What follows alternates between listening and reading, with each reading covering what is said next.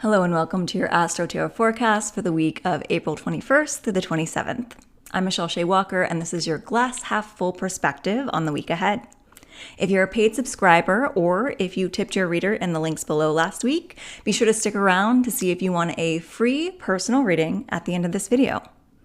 And without further ado, we'll dive into the cards and the astrology for the week ahead. So first up, we have Monday. Monday, day after Easter, day after 420. We're in the beginnings of Taurus season. I don't know about you, but that's making me particularly sleepy and homebody. It is in my fourth house of home and family, but all I want to do is stay home and take naps. So if you're feeling that way as well, welcome to Taurus season. And if you're adding snacks to that repertoire, amazing as well. All things in alignment with the sun currently. And we have very little astrology happening on Monday the 21st. So if you're new here, of course, there's always astrology happening. The moon is changing signs. There's things occurring, but I like to focus on the bigger energy of the moment and how it affects us as a collective and on a personal level. So when there's no astrology, we rely on the cards.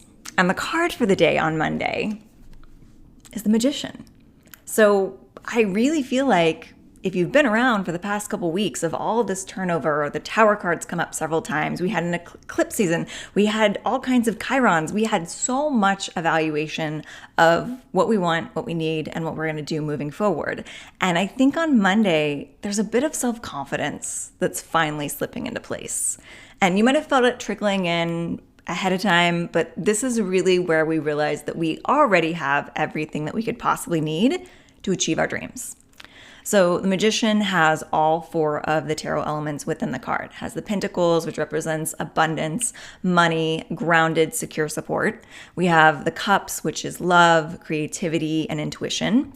We have the Swords, which is intellect and the ability to communicate. And we have the Wands, which is a spiritual connection and a passionate drive. And all of these things are coming together to meld into this perfect storm of us having what we need in our back pocket.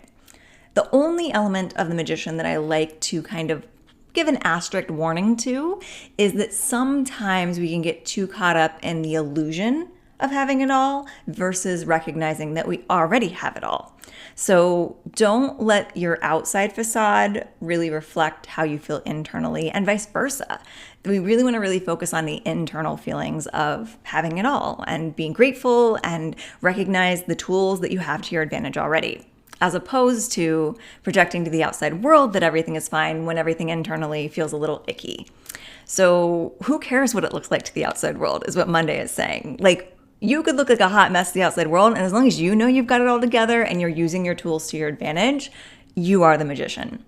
So we really wanted to embody that energy, and some tips to do that would be to just be able to, one, have a gratitude practice, recognize the areas of your life that you are flowing in abundance, you are feeling supported, the knowledge you've acquired, the spiritual connection that you've established, all of those good things from all of the different elements that we have. And then turn your focus to how to utilize your tools to your advantage. So there's this philosophy of thought that comes from, so I guess she's sort of a self-help author. She's in the vegan world mostly, I think is what she writes a lot of books about. But author Victoria Marin talks about our ability to have a bingo card free space. And we all have some sort of free space that's given to us at birth. Some sort of talent, skill, or just inclination within our personality that gives us an advantage over some other people in the population. And for her, she tells the story, she talks about this free space, and she mentions that she's just really good at talking to people. And she's always been able to strike up a conversation with a stranger in an elevator, on the street, or whatever. And that has led her to more and more opportunities throughout her life. And the more that she's leaned into that ability, the more opportunities have shown up for her. She tells a story about how she got to meet Paul McCartney because of this. So there is within all of us this free space. No one gets a bingo card that doesn't have a free space at the center. It's just a matter of recognizing what your free space is. So where do you just naturally have sort of like a skill, a flow, a talent set? And it could be something that really feels like you could just write it off. Like being able to talk to strangers doesn't necessarily make sense to open a lot of doors for you in a lot of cases, but your free space can do that for you. So where is it that you are kind of in your zone? And you always have had this ability to do X, Y, and Z. And recognize the places that's already granted you a lot of luck and opportunity and lean into that ability. So that's what we're doing on Monday. We're finding our bingo card free space. We're finding gratitude for everything that we've kind of worked up to gather the tools that we have established and utilizing both those tools and the free space to move us forward, because we've already established kind of a true north in the past couple weeks. And it's just a matter of trying to figure out the self-confidence and the self-awareness to know that we can move forward towards these dreams, even if we don't think we have everything that we need or everything the outside world would think that we need. We actually do. And we need to lean into our personal natural abilities. Listening to myself for this one as well. So as we move from Monday into Tuesday, we get a lot of astrology this week that's revolving around Lilith, which is more of like a comet rather than a planet. And she's not often talked about in the astrology world. It's kind of a more minor aspect of the movements, but I have recently come to really lean into the energy of Lilith, just like I've also learned to lean into the energy of Chiron, which is another comet that's not technically a planet that sometimes isn't mentioned, because these two comets, asteroids would be the proper term, there's a cat scratching, apologies if you can hear that. These two asteroids are really dealing with the underbelly of our self-awareness, our self-progress, and our shadow self, if you would want to call it that. And Chiron's our wounded healer, so it kind of attaches to our wounds. Lilith is not necessarily unattached from our wounds, but she represents, or this planet represents, kind of more the aspects of ourselves that society has denied us. If you're not familiar with the Lilith in biblical mythology, she is supposedly Adam's first wife, and she is kicked out of the Garden of Eden because she won't sort of bow down or be sort of like in obedience to Adam. She sees herself as an equal, and she is an equal. She was created as an equal. So there's an element with Lilith in play, which Lilith does come into play on Tuesday, when we are kind of leaning into our more rebellious side that the world might kind of, like society at large might kind of frown upon. Like we've been kind of trained out of these things within ourselves. And all of these are parts of our denied self within psychology. Like we have the shadow self that we've been taught to be ashamed of. We have the things that we've been told aren't proper for us to lean into, which is kind of that Lilith aspect of things. And we have the things that we deny within ourselves. So there's all of these things at play. Oh my God, some cat craziness going on today. There's all these things at play, and especially that aspect of what society has denied you from being when Lilith comes into us and to our astrology. And on Tuesday, the sun is opposite Lilith. So when the sun is conjunct a planet or an asteroid, it's intensifying the energy. When it's opposite, it's like they're kind of fighting against one another. So there's kind of this element of your established sense of self and who you think you are to the outside world, fighting against this sort of like rebellious, like I'm going to go against what society has told me I have to be, and I'm going to lean into this sort of like wild sense of self that's happening on Tuesday. So it's almost like the proper side, like the angel and the devil on your shoulder are fighting, but it's not necessarily that the devil is bad and the angel is good. Like they're both equal. They just are kind of opposing one another. And it's like there's a part of you that almost wants to kind of like burn it all down when it comes to Lilith. And the card that's coming into play on Tuesday is the Eight of Swords. And the Eight of Swords is recognizing that even though we feel trapped in a certain situation, relationship, or identity, we can actually walk away at any time. And the great thing about it coming in reverse is we already kind of at some level recognize that. We recognize our power to walk away. We can walk away from the Garden of Eden and all the commandments, or all of the commands that are being thrust upon us, all the expectations. And we can find that sense of freedom and that sense of rebellion by just making the choice to walk away from things that aren't serving you and things that aren't sort of letting you be both sides of yourself.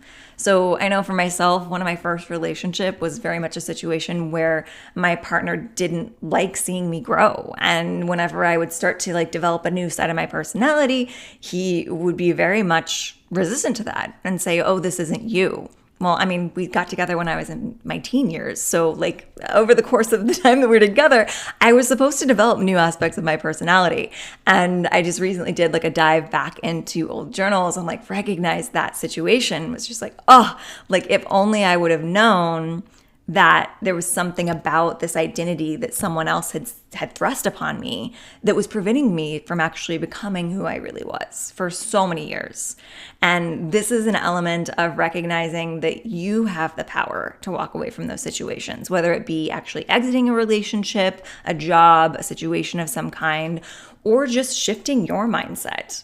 And recognizing, again, what the outside world is telling you to do or be has nothing to do with who you are on the inside. So that's a continued message that keeps coming up this week, that you are not a reflection of what the outside world is projecting upon you. The outside world will start to see you for who you are within if that's the area that you're paying attention to. So if there's any situations that aren't serving you when the sun becomes opposite Lilith, if that wild side of yourself starts to come out, which is actually not bad or wild, it's a part of you that needs attention as well, you can walk away from these situations that aren't letting you be all parts of yourself. Moving into Wednesday, we have the astrology Sun square Pluto.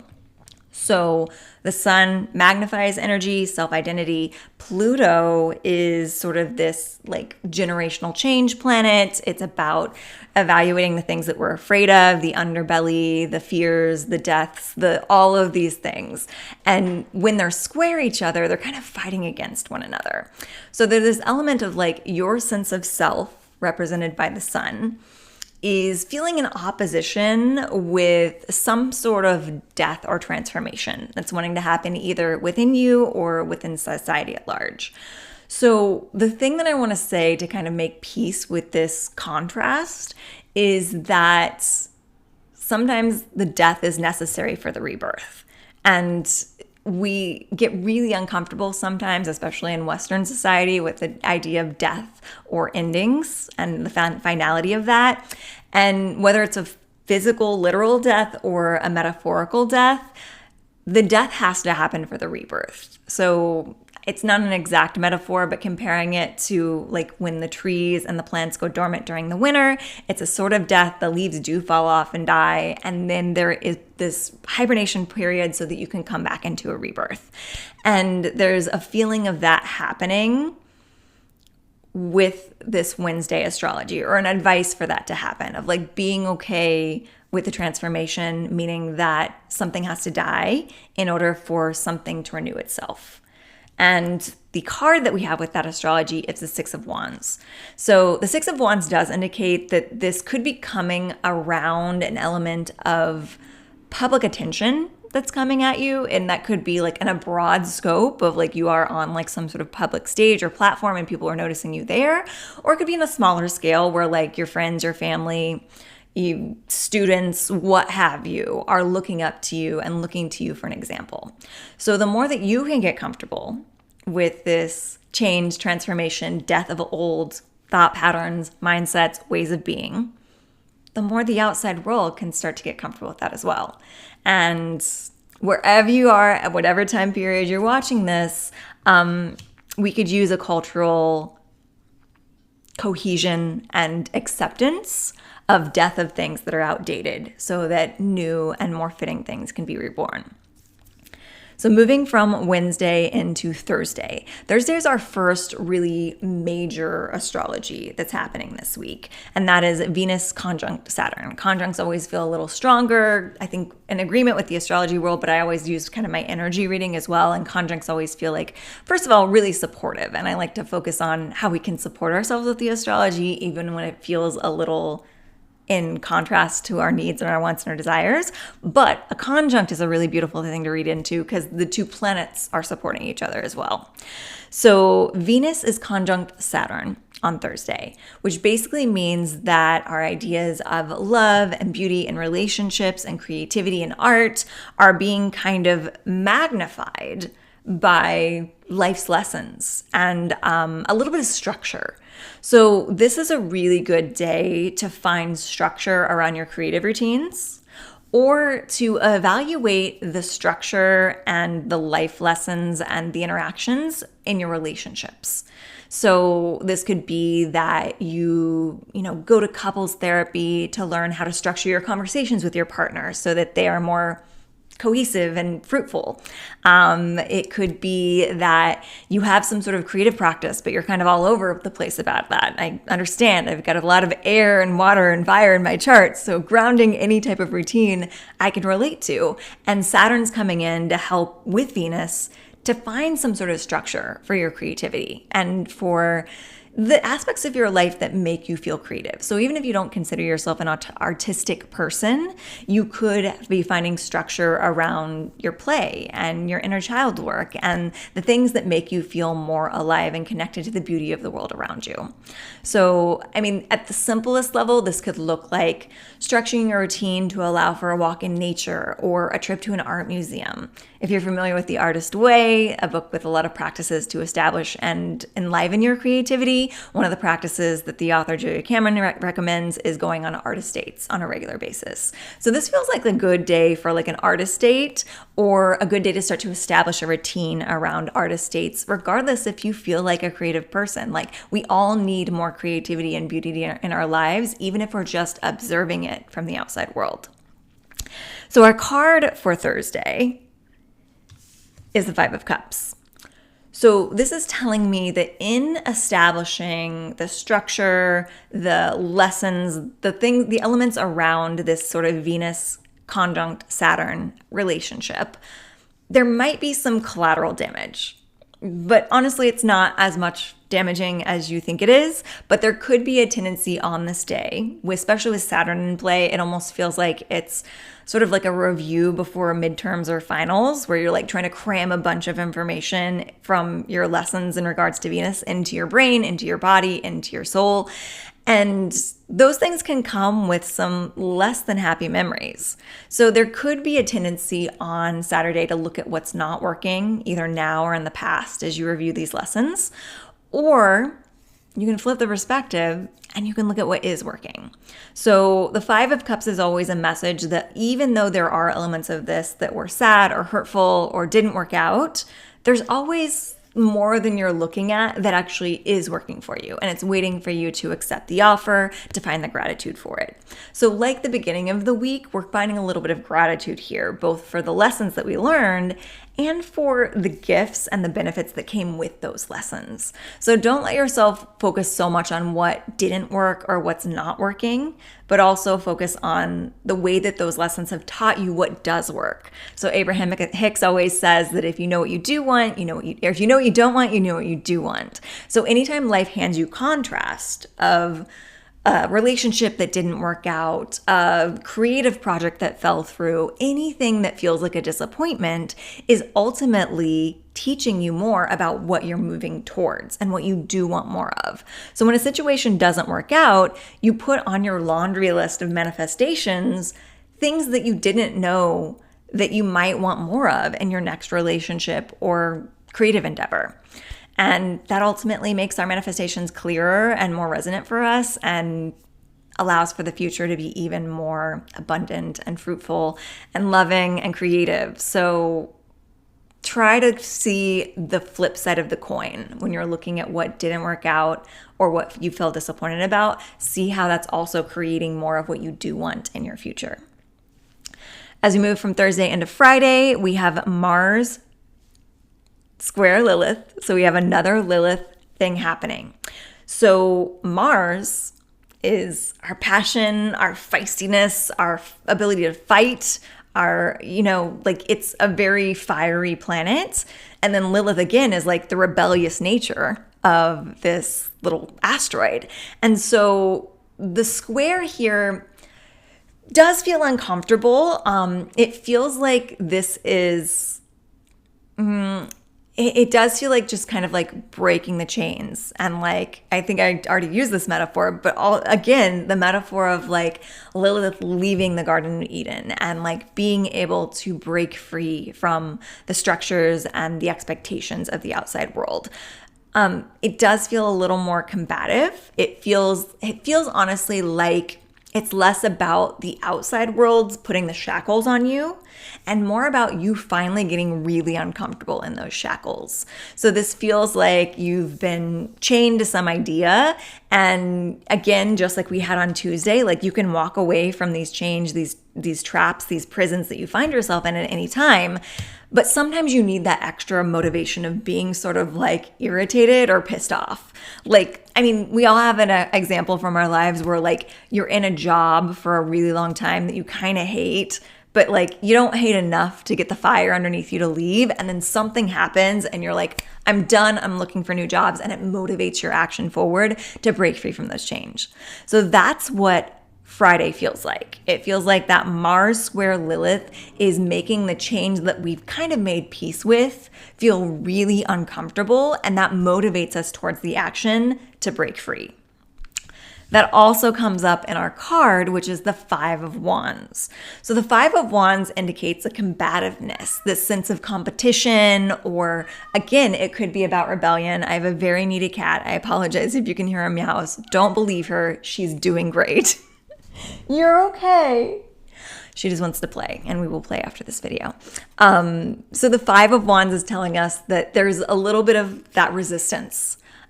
This could be resistance within us. We're kind of battling against our own, like, do I stay or do I go?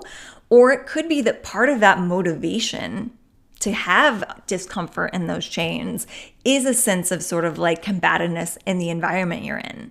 So there could be like just a little too much competition at work, or there could be that there's a friend group that you feel like you're actually a bunch of frenemies and you kind of want to extract yourself from that. Or it could be that there's also a similar dynamic within your romantic relationship and you're ready to take an exit there. Or again, it could be reflected internally where you're having sort of all these different sides of yourself that we've talked about with Lilith and the Sun and the Magician kind of coming together and kind of fighting against one another. And it's like, okay, who's going to win? I have a feeling that rebellious Lilith energy that's tired of those chains is probably going to win. But you're still taking that Sun self, that's part of you that is, you're okay with showing the outside world with you. You're not actually killing any of these people in this battle. You're learning to integrate all these parts of yourself. And I think that that's what this card represents, of like these parts are fighting, but we're learning how to integrate them. And Mars is just exacerbating this like sort of internal conflict energy. Okay, as we move into Saturday, we have Mars opposite Pluto.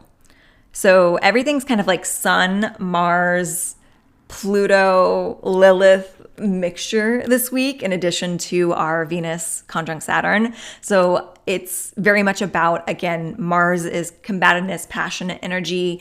Pluto is about change, transformation, death of something old, rebirth of something new. And Lilith's about this sort of rebellious side of ourselves that society has told us it's not okay to embrace.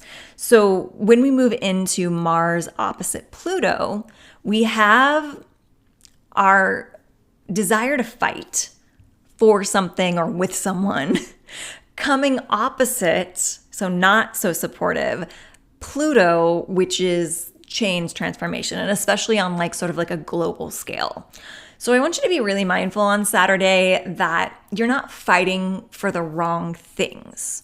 There's a feeling that on Saturday there might be some really good intentions behind some passionate interactions that actually aren't focused on the right thing. So this is kind of that sort of global collective conversation of us being upset with each other about the wrong things and getting really tied up, especially in regards to politics and global issues and things like that, on tearing people down for the wrong reasons. So one, this is make sure that you're not fighting against your own team, because there is a tendency for infighting amongst different support groups, trying to expect perfection from one another. And ultimately, that's just a wounding of our own selves. We know that we're not perfect. And so we see someone else not being perfect and we want to like lash out to them. So be mindful of that. And then also be mindful that you're focusing on the right issues. So especially in our news cycle, I highly recommend taking a break from the news cycle every once in a while and taking breaks from social media every once in a while to recalibrate, because it is presented to us in a way that is meant to cause this sort of like combativeness and this like urgency of action.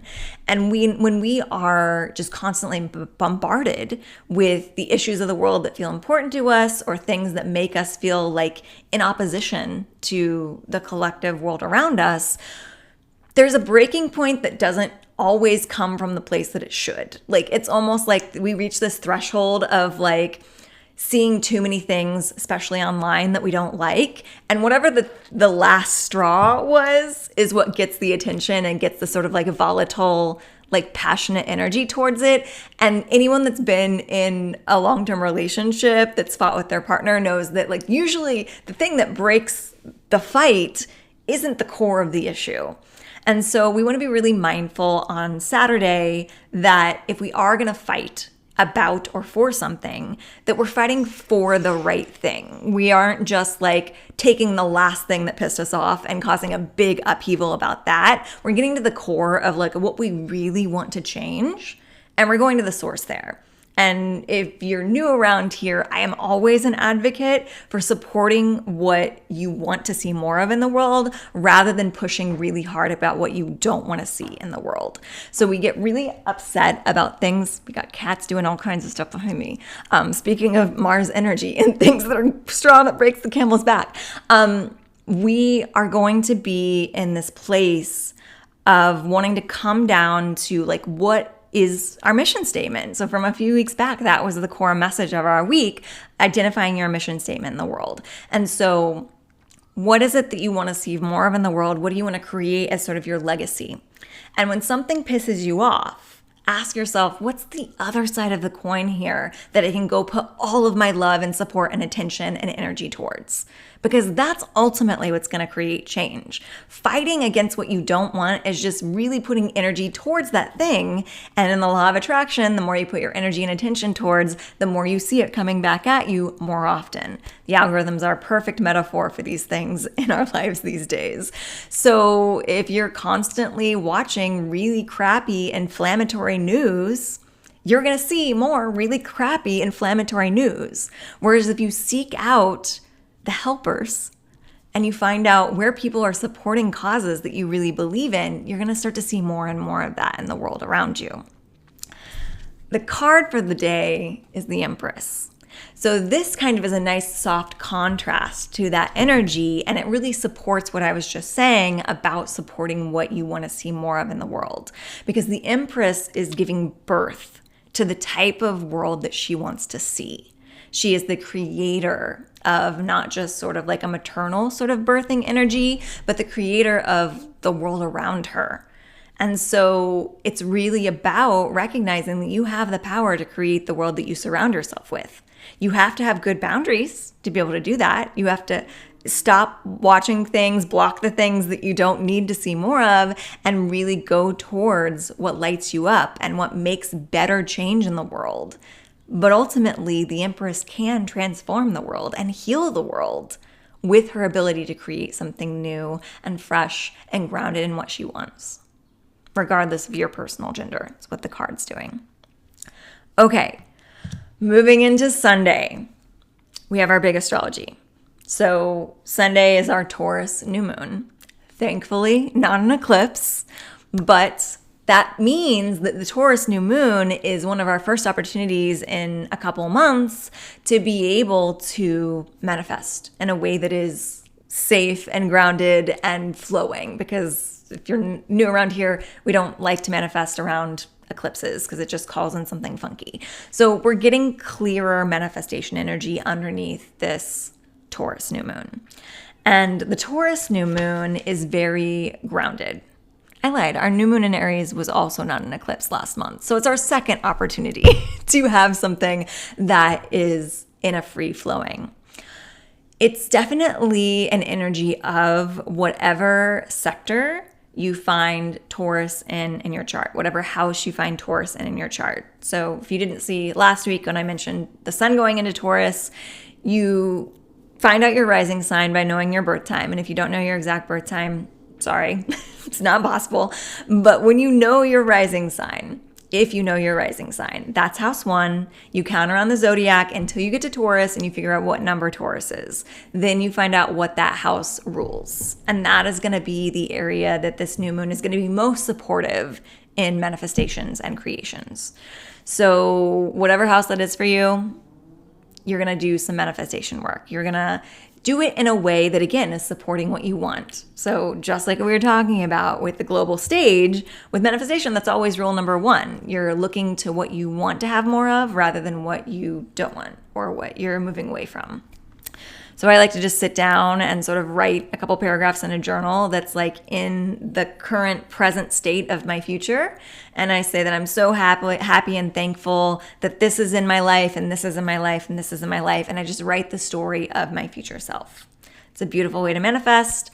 You also can do some work around visual stuff if you're more of like a collage builder or Pinterest board. But you just want to make sure that whatever it is that you're working with makes you feel the feelings behind your manifestations. Because ultimately, it's not about calling in that specific partner, that specific home, that specific job. It's what do those things that you're desiring right now, what would it make you feel like if they came into your life and they were yours and you felt secure and you felt safe in that manifestation? And that allows us to call in not only potentially those manifestations, but more manifestations like that support that feeling in our lives so that we don't just feel that way when we're at work or when we're with that one person. We feel it all the time because we've learned to embody that energy. So what manifestation feeling do you want to embody underneath the Taurus new moon? And again, if it's a day that you want some extra snacks or extra naps, that is in support with Taurus energy as well. So, moving from our week, thank you so much for watching. I hope you have a lovely week ahead. If you want to stick around, if you're new here, essentially what happens at the end of all of these weekly readings is I have used a random name generator to draw a name from anyone who is either a paid Substack subscriber, which is only $5 a month, or who has given a one-time tip of at least $1 throughout the past week to support this process of me recording these videos and doing these readings for free online. And if you do either of those things, you get entered into this drawing. And at the end of every weekly forecast, I draw another name and I do a personal reading for that individual. So if you didn't become a subscriber or tip your reader last week, know that you have the entirety of this next week to do either of those things, and you'll be entered into next week's reading. The great thing about becoming a subscriber is that you are automatically entered into every single weekly reading. You don't have to worry about kind of like making sure you remember to tip your reader before the end of the week. But if you just want to do a one-time donation, always in support of that and always appreciative of that as well. So this week, I'm going to tell who won our drawing, but I'm also going to preface this by saying that a lot of times if you find yourself on this video and having watched for this long past the end of the weekly reading, that might be a sign that this reading is going to have something for you, even if you're not the name I'm about to reveal. But I do just a random name generator that like spins a wheel, and through the 4 or 5 names that were available for us today, we have Amanda is our winner. And I did kind of check in to see for a general reading or a topic at hand. And there's just a feel of needing a general reading around Amanda's reading. So if you're in the need for a general reading, stick around. We'll see what comes out. I am feeling called to use the same deck as our weekly reading. So I will be lacking a few of the cards, but I had two decks next to me. And I feel like there's a reason that I was like, nope, don't use the fresh deck. Use this one, which is the Modern Witch Tarot. So, tapping into Amanda's energy, and trusting that anyone that decides to stay for this reading is also going to receive a message, even if it's not specifically for them. We're going to dive in. We're going to start with just a past, present, future reading because that feels like the best place to see if we need to jump off from there. Woo! All right, we got some jumpers already. I got 2 out, so I'm going to wait for my third one. And the future is wanting to be a little sticky, but we got it. So, for Amanda, who I know as someone who is prominent in my online readings and my clientele, I kind of get a know kind of what she's diving into energetically. But without revealing any of that, we're coming from this place of a past, of becoming a master of your skill set. And I get the feeling that this is a master of a couple different skills. It's not necessarily, it's kind of a Jill of all trades energy. It's meaning that you've let yourself dive into several different arenas that you had interest or intrigue or expertise in.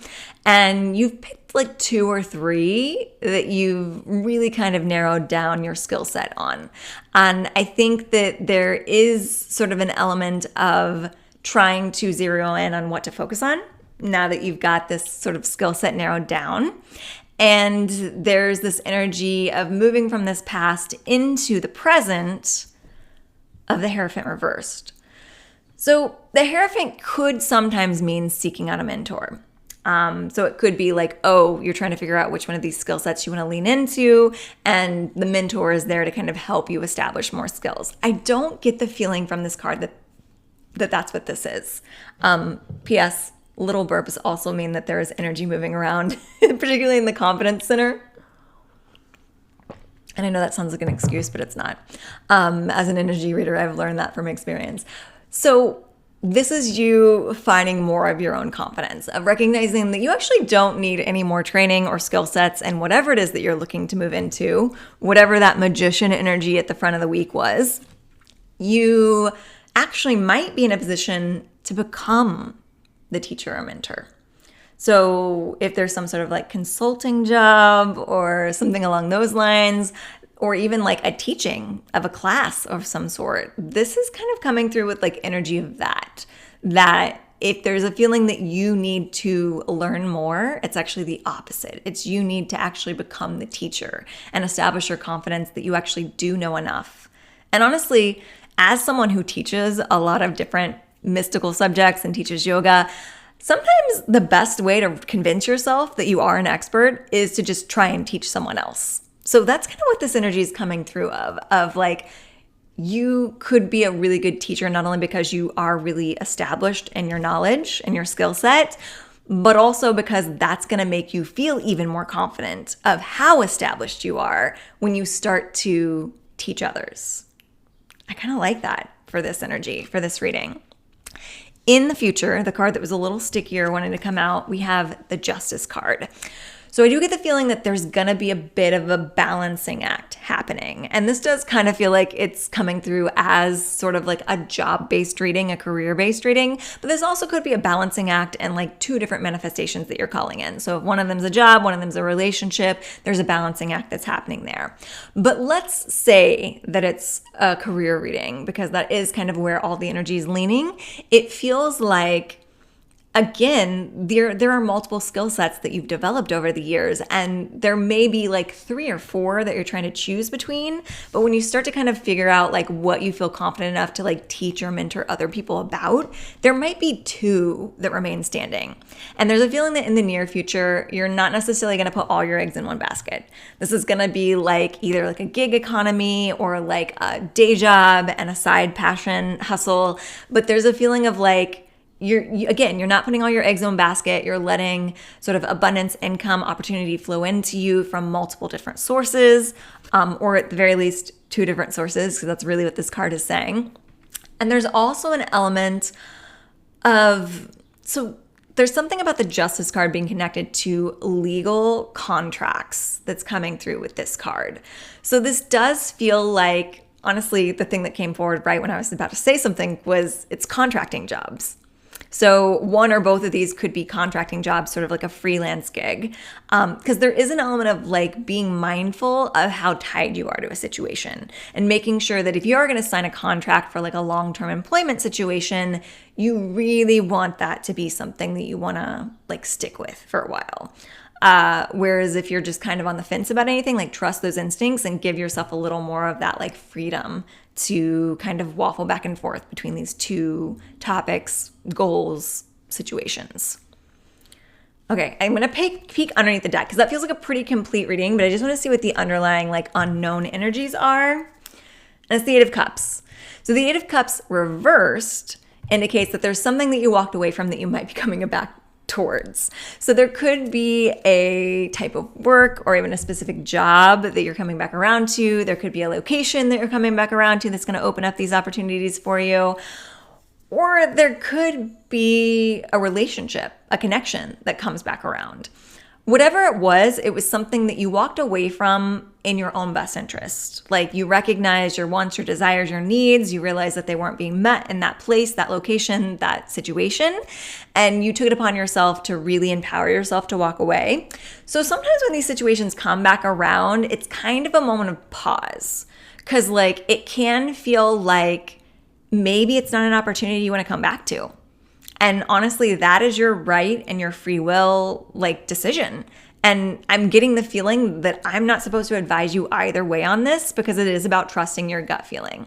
So sometimes when something comes back around from our past that we walked away from that wasn't good for us, it's only a lesson in keeping those boundaries firm. So that could be it. If something comes back around and you're like, no, this still doesn't feel right or good to me, then it's a lesson in being like, okay, stay firm in those boundaries and like don't devalue yourself by going back to a situation that wasn't for you to begin with and still isn't for you. But it can also be a lesson in staying open to change and transformation. Again, with all the Pluto activity this past week, you're changing and transforming. Other people are changing and transforming. Something that wasn't a fit before could be a fit now, but you have to look for those green flags. So that's really what's happening as you make this transformation from establishing your skill set and your expertise, recognizing that you're now so skilled in a couple of those areas that you can actually teach or consult in those areas. And that might open some doors for you already. Then finding a couple different things or sticking that you like need to balance out that you may or may not be avoiding contracts for long term and just doing more contractual work. And then also staying open within these opportunities that something from your past could be coming back around, and whether you take it or not is up to what it feels like to you. Does it feel like it's in alignment with how worthwhile this journey has made you? Because you are really secure, especially in this present moment as you're like establishing that sort of like you are the mentor, you are the teacher vibe. I think by the time this thing comes back around, you're going to be like, I'm an expert. And if you want me, you've got to come right. And you've got to come with an offer that really resonates, and you've got to come with the right energy. And anything that's not that, I'm too good at what I do to accept something less. So I hope that reading served you, Amanda, as well as anyone else who felt called to watch. Again, if you want to be a part of this drawing next week, you can become a Substack paid subscriber, or you can check one of the links below to tip your reader on Venmo or PayPal. And other than that, have a beautiful, lovely Taurus New Moon. And if you need to, go take a nap or eat some snacks, because that's what I'm going to do.